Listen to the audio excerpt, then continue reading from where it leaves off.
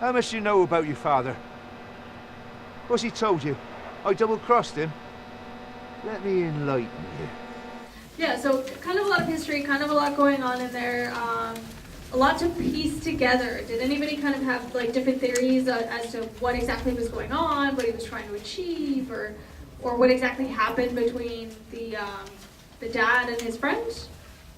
I thought it was really fragmented. I thought they really built the suspense really well, and then it would just fall flat.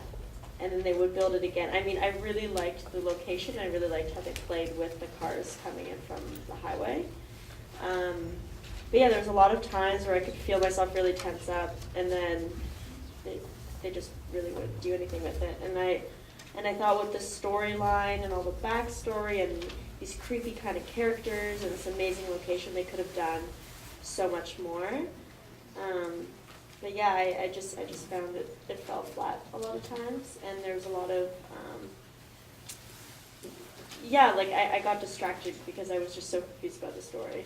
So it was just there's just so much going on. That's how I felt. Fair enough.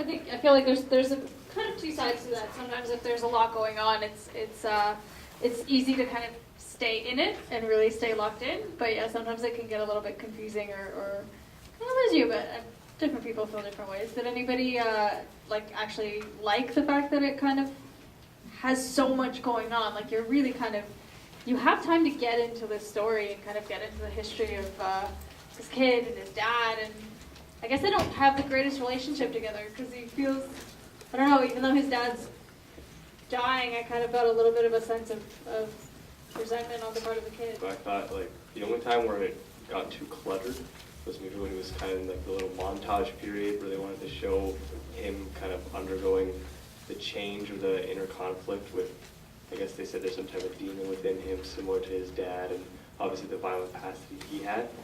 I thought it kind of took away from the story. It was just really distracting, and also a little supernatural in comparison to the rest of a very realistic story that I thought was being told well, and kind of more of a crime mystery, more as that, and rather than like, what's in this kid, and what's wrong with him and his dad. I thought that was odd the way they took it, at least in that period. That was kind of what I liked about it, because they had like this really believable kind of context to it, and then these additional kind of weird, creepy, I don't know. I feel like real life sometimes is that way. Like, you're at home and you hear these weird noises and you maybe see a ghost, but maybe you didn't. Who knows?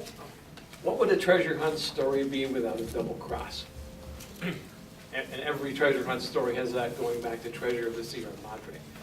I just anticipate or imagine that they buried this a long time ago and then couldn't find it, didn't remember where it was, and the old man has probably been trying to look for it for 30 years or whatever.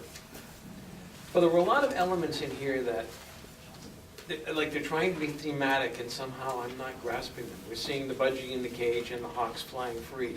We keep seeing them going through tunnels, which appears in dreams a lot, of course. That's very Freudian. The maggots, again and again, we kept seeing maggots in this movie. And so there was a lot of imagery in there that I don't understand what they were trying to do. And obviously they're trying to do something because they're showing these things again and again and again, but I thought it was a beautiful film. I feel maybe you need to see it like a couple of times to kind of get it. I don't know. There's a lot going on. It's a lot of different stories and a lot of different tropes and themes. There's a lot more common in the background. But I thought it was really, really beautiful. I liked those kind of intercuts of everything. It was just kind of like, I don't know. Maybe I like my... Yeah, no, I thought, I don't know, I thought it played up very well. I thought it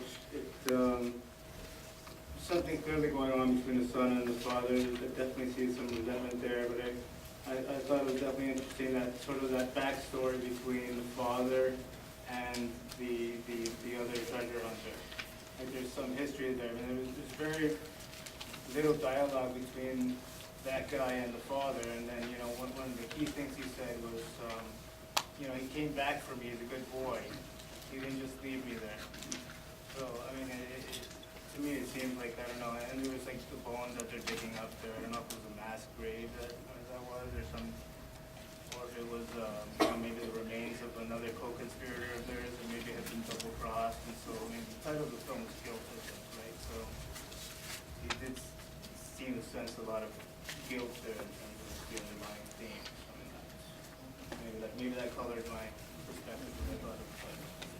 Yeah, there's a lot of kind of themes and levels and elements to it, and I think the skull was from the other third companion named Jeremy. Or that's what they seem to reveal kind of at the end and everything. I don't know, maybe all of us have a deep murderous soul inside us that we don't know about. But it's interesting. I don't know. Sometimes with thrillers that are about murder, it's kind of fun to think of, like, or not fun. Interesting to think of, what would push you to that, or are we all capable of that?